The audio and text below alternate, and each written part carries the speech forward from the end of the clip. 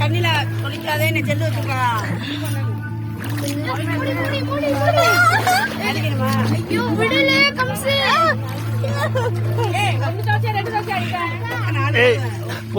ஒண்ணு ஒண்ணு வரேன் நான் வரேன்.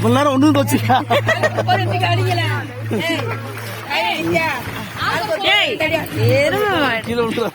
நான் நீங்க தள்ளி விடாம இருந்தா சரி. இவ்வளவு தூரம் ஆழமாடித்தா